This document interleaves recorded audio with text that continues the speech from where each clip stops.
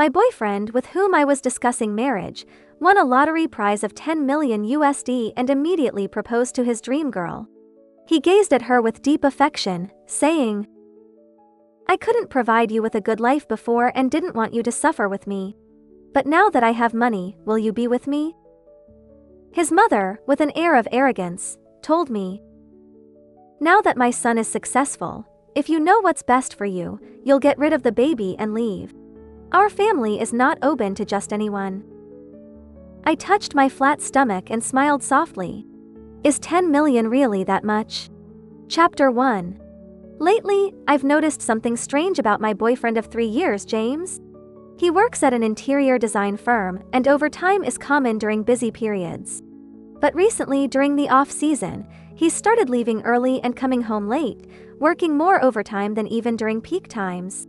During dinner, he no longer paid attention to the taste of the food, mindlessly picking at his plate while distractedly scrolling through social media.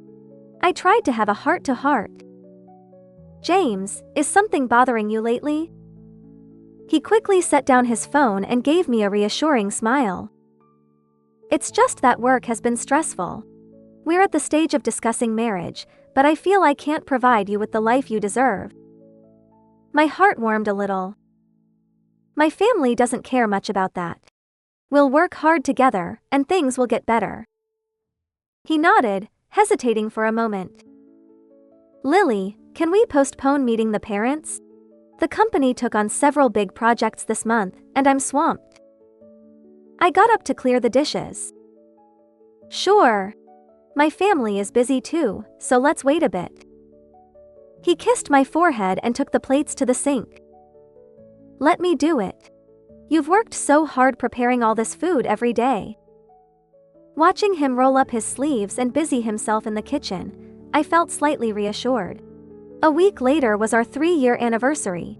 A week before, a friend had told me she saw James alone at a jewelry counter in a mall, picking out a diamond ring. "Lily, your boyfriend must be planning to propose." My heart raced, and I smiled with sweet anticipation. I thought today would be a special moment for us. But as evening closed in, James still hadn't come home. I shifted my slightly numb legs, and then my phone lit up in the dark. It was a message from James. "Lily, I'm really busy today. The whole department is working late. I'll be home later." I looked at the now cold food on the table, and my heart sank. Just as I was about to get up, another message came through. "Top floor, revolving restaurant, window seat A16, Glory Building." It was from Emma. 20 minutes later, I was seated in a corner of the restaurant, led there by a waiter. This was one of the most upscale restaurants in the city, known for its exquisite ambience and dishes, with each meal costing at least 5 figures. James and I had never had a date here. Now, the area by the window was adorned with blooming Juliet roses and romantic candlelight. The air was filled with intertwining notes of piano and violin. In the center of the soft glow, James knelt on one knee, holding a sparkling diamond ring, gazing deeply at the tall, beautiful figure before him. "Emma, I couldn't match you before, only watching from afar, hoping you'd be happy. But now I can offer you a comfortable life. I'll care for you with all my love and passion. Will you marry me?" Chapter 2. Under the watchful and kind eyes of the restaurant patrons, accompanied by their applause, I widened my eyes. It felt as though the blood in my body was turning cold, and I nearly lost the ability to speak. James and I were the same age, having met 3 years ago during graduation season. I was on a graduation trip, swimming at the beach, when I saw a little boy being swept away by the waves. With no time to call for help, I jumped into the sea to rescue him. However, he clung to me like a lifeline, making it difficult to swim back to shore. James appeared just in time, pulling the terrified child off me and swimming him to safety. He performed CPR on the boy, and when the ambulance arrived, he carefully helped me treat the cuts on my feet from the sand. While rinsing my wounds with bottled water, he looked up and gave me a thumbs up with a smile. "You're very brave." Feeling embarrassed for nearly failing in my rescue attempt, I awkwardly touched my nose.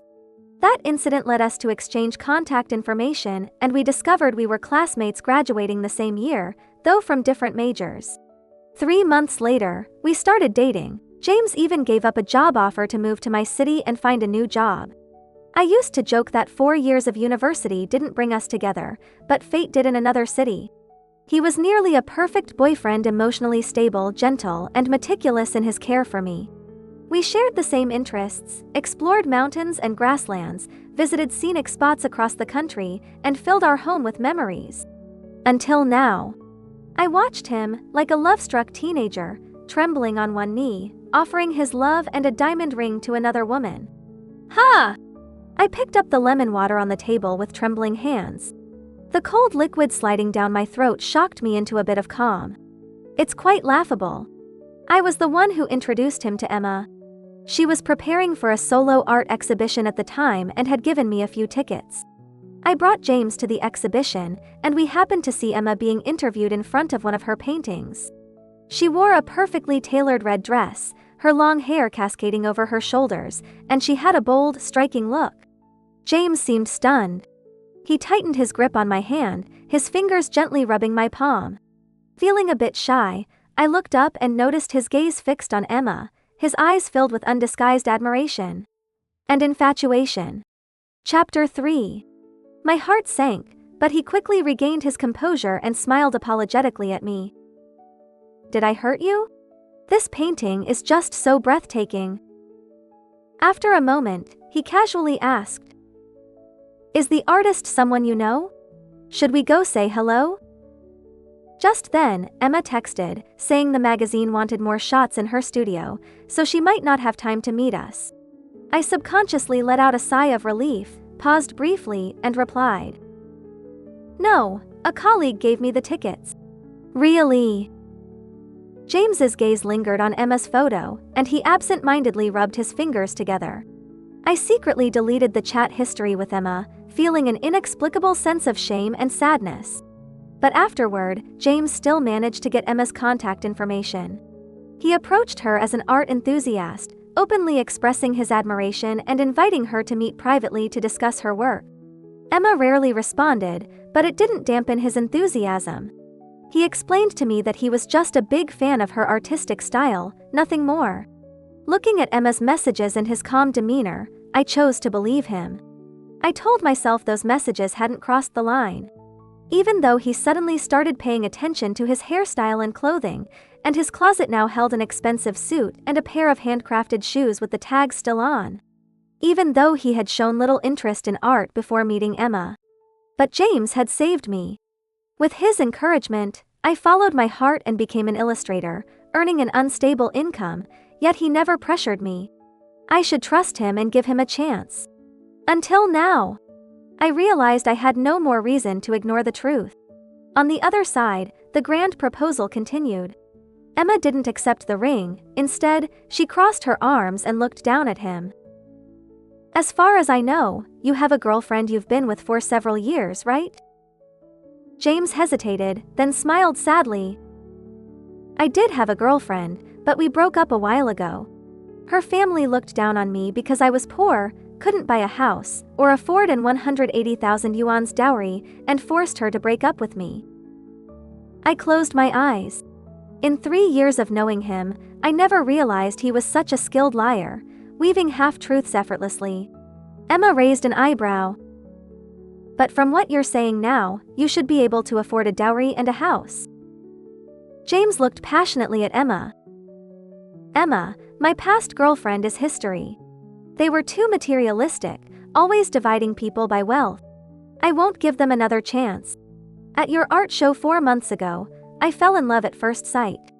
Before meeting you, I never thought I could feel such overwhelming passion. I swear, I will only love you from now on." He pulled a lottery ticket from his suit pocket. "Emma, I won the lottery. 10 million. I can buy you a villa, luxury goods, and give you a life of comfort. I no longer have to watch you from afar like a pathetic clown. I can invest this money, become an entrepreneur, and rise to the top." Chapter 4. Looking at the familiar lottery ticket in his hand, I exhaled deeply. It was the ticket we bought together on my birthday. I had even fantasized about winning 10 million, giving James 8 million to start a business and keeping 2 million for myself. What had James said back then? He tapped my forehead with a smile. If I won 10 million, I'd buy you a house in Dali, where we'd grow flowers and fish, turning half into a guest house to meet like-minded friends and spend half the year traveling the world. I always believed he was my true soulmate. I thought it was just an ordinary losing lottery ticket. Yet here was James, silently winning 10 million and using it to propose to his dream girl. His gentle words still echoed in my ears. I touched my face, wiped away a tear, and released the last shred of attachment. Emma laughed, her gaze sweeping across the restaurant until it landed on me, curled up in a shadowy corner. She smirked.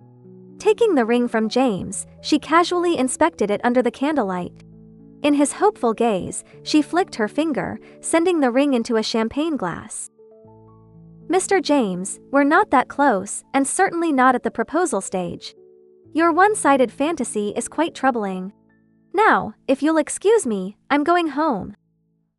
As the whispers of the onlookers filled the air and James's face turned crimson with embarrassment, Emma turned and left gracefully. I stood up and walked to the dejected James. He looked up slowly, his expression shifting the moment he saw me. Lily, what are you doing here? Chapter 5. He still wanted to cover it up. I poured champagne over his head. James, is this what you call working late? He wiped his face, irritation flickering in his eyes. Lily, are you stalking me? I looked at the disgust and unfamiliarity on his face reflected in the glass wall, suddenly feeling drained. I realized I probably never truly knew this person. James, let's break up. He seemed unfazed, almost smug. Lily, playing hard to get has its limits. I can explain, but if you say break up, don't come crying to me later. I shot him a cold glance, slapped him twice, and walked away without looking back. James, you disgust me. As I made my way to the roadside, amidst the honking of passing cars, a hand pulled me back. Lily, watch where you're going. It was Emma. I stumbled into her, smearing my tears and snot on her clothes. None of your business. Emma patted my back soothingly, just like when we were kids. Good thing you haven't introduced this boyfriend to the family, otherwise Dad would be furious. I blinked hard. He's already an ex-boyfriend. Emma pinched my cheek playfully. Good girl. Big sister will take you to the bar for some fun. There are plenty of fish in the sea. I struggled against her grip, the bitterness in my heart fading. No need. I need to pack my things. She pointed at the sleek Bugatti parked by the curb. It's late. You can pack tomorrow, or do you want to spend one more night there? I relented. I'll go with you first. Emma affectionately rubbed my face. Let's go home. What James didn't know was that Emma was my half-sister. We grew up together. She lost her mother at 3, and 3 years later, our father remarried and had me. To honor her mother, Emma kept her maiden name, but that didn't affect our bond. I heard Emma had withdrawn after her mother died, and it was my extraordinary attachment that helped bring her back. Even before I could walk, I crawled after her, nestled in her arms, refusing to be held by anyone else. With me following her around, my mom treated Emma like her own daughter. It took Emma over a year to come out of her shell. Our father is a fortunate man. With average abilities and a gentle nature, he rose to the top 3 wealthiest in the province, thanks to connections from 2 prominent families. When I started dating James, Emma, like a concerned mother, repeatedly urged me to keep my family background a secret. She wanted me to find a purer relationship. I wasn't one for extravagance. I was content living simply with James, using my allowance to slightly elevate our lifestyle. I planned to introduce him to my parents soon. But now, there was no need. The next day, I declined Emma's offer to drive me and took a taxi back to the house I shared with James. He hadn't returned all night, and the food on the table had long gone cold. I ignored it, packed my clothes and belongings, and in a final act of defiance, I gathered all the high-end custom shoes and clothes I had given him, filling 2 large suitcases. Just as I was about to leave, James's mother, Mrs. Green, showed up with bags of groceries. She glanced around at the mess, her expression souring, and began to shout from the doorway. "Oh my, what happened? Did we get robbed?" Then she turned to me, her voice sharp. "Lily, I was never satisfied with you dating my son, but he liked you. Look at James, handsome and the only child, inheriting our properties. So many good girls want to marry him. Look at yourself, with an average family background and a job that's barely more than freelancing, essentially living off a man, right? I didn't want to say much, but look at this place. Is this how you live?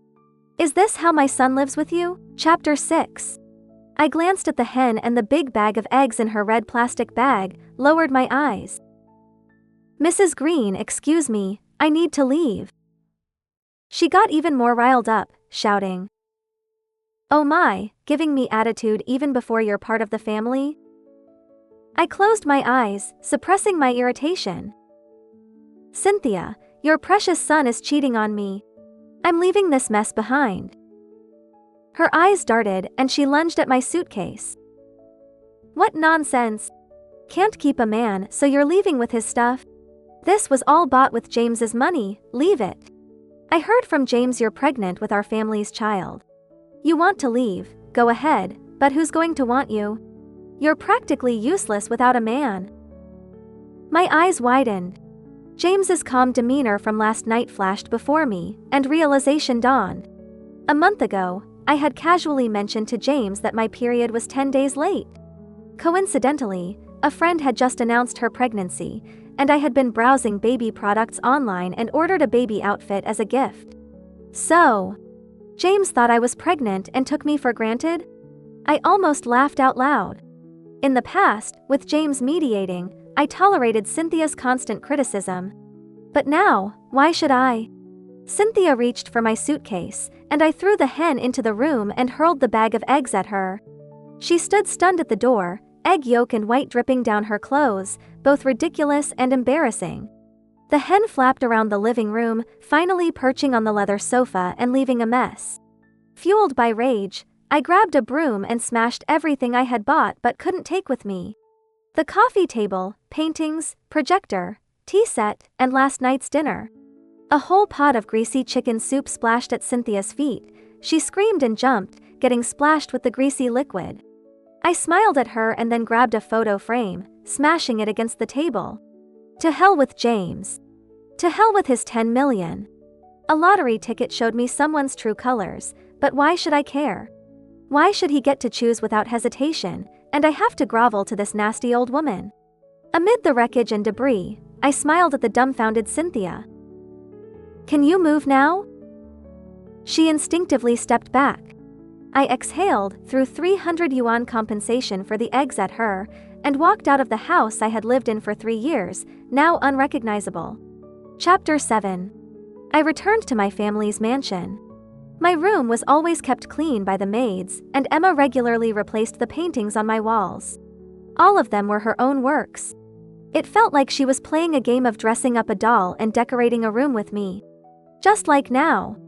I stared blankly at the pile of designer clothes spread across my bed, feeling a post-rage exhaustion wash over me.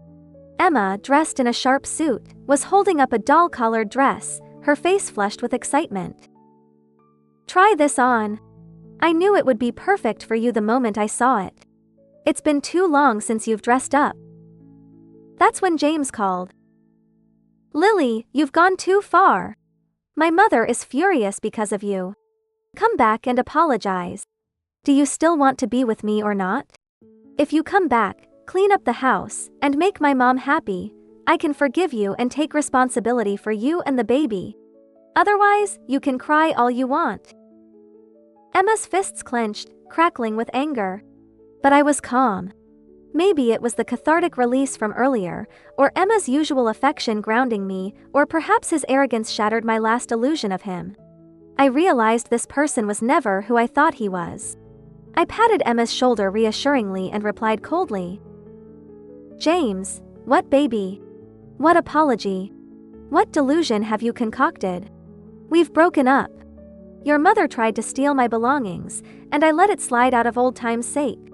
If you push it, I have the video of your rejected proposal. Should I post it to explain our breakup? James began to speak, but Mrs. Green snatched the phone, cursing. You think you're something special? James won 10 million. He can marry anyone he wants. Now he's made it big, you should get rid of the baby and leave. Our door isn't open to just anyone. James is destined for high society. You, with your small-time background and nasty attitude, won't even qualify to be a servant in our house. Go cry in a corner. I endured her tirade, picturing her spittle flying as she spoke. When she paused for breath, I simply said, 10 million isn't much. Mrs. Green was stunned, and I hung up, blocking their numbers. Emma watched me with concern as I stared at the polished floor, a slight smile on my lips. 10 million is just my annual allowance. Besides, just because he won it doesn't mean he can keep it. I looked at Emma and smiled. Sis, our annual charity auction is in 2 weeks, right? Chapter 8. James didn't give up on pursuing Emma. With my persuasion, Emma tolerated James remaining in her contacts, despite her disgust. The price was another half hour of Emma's affectionate teasing. I heard James quit his decent job, used the money to start a company, and bought an expensive wardrobe.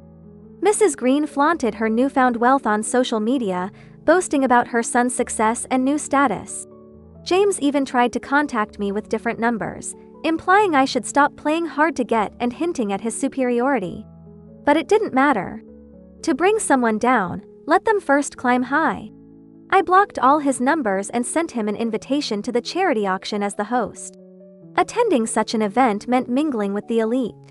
James's lottery winnings after taxes barely qualified him to attend. No matter. I gave him the qualification. On the night of the auction, I arrived elegantly dressed, escorted by Ethan, Emma's cousin. I spotted James in the crowd. He stared at me, stunned and awed. Our eyes met, and just as he opened his mouth, I turned away, gliding into the dance floor with Ethan. After a dance, Ethan whispered, Lily, that guy over there, do you know him? He looks out of place and keeps glaring at me. I glanced at James, his flashy outfit looking ridiculous, and smirked, whispering back to Ethan, I need a favor. He blushed. Anything. When Ethan left to chat, James dragged me to a corner, his face full of indignation. Lily, how could you degrade yourself like this? Being some rich guy's plaything. Where's your pride? He's just using you. What true feelings could he have? Even if we break up, think of our past and the baby. I'm willing to support you. With my status now, you're no match for me, but I can't let you ruin yourself. Once the baby is born, I'll visit often. He still thought I was pregnant. I couldn't even muster an eye roll, shaking off his grip, but he clung on like a leech. Ethan appeared just in time, stepping between us with a sardonic smile. Sir, what are you trying to do to my date? Ethan, tall and impeccably dressed, exuded an air of elegance that made James look even more like an imposter. Under Ethan's scrutinizing gaze, James fumed. He was about to grab me again but froze. Emma approached. In a velvet green dress, she looked ethereal, her eyes captivating. She linked arms with Ethan, resting her cheek on his shoulder. Ethan, I've been looking for you. Dad's calling us. James's eyes widened in disbelief. You. Ethan cast a cold glance at James, chuckling as we walked away. James's gaze felt like it could burn a hole in our backs. Chapter 9. James, riled up, lost his cool. During the auction, he seemed fixated on competing with Ethan, aggressively bidding. Ethan matched him every time, winning each bid. But I knew James hadn't lost all reason.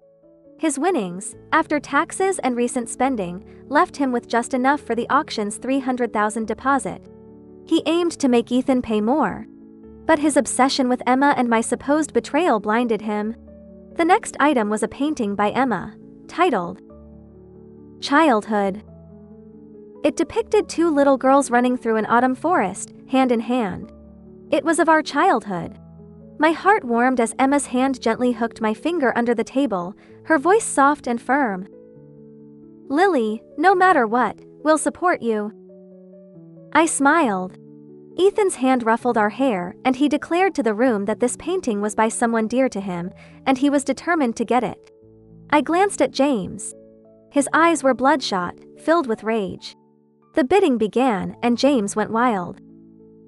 100,000, 150,000, 200,000, 300,000, 600,000, 800,000, 10 no, 1 million. The room had long exited the bidding, leaving James like a desperate gambler, raising the stakes. When he trembled and shouted 1 million, Ethan shrugged, smiling warmly at James. Since Mr. James values the painting so highly, I won't take it. James stood paralyzed. The painting's price had far exceeded its value, and with Ethan's withdrawal, no one else bid.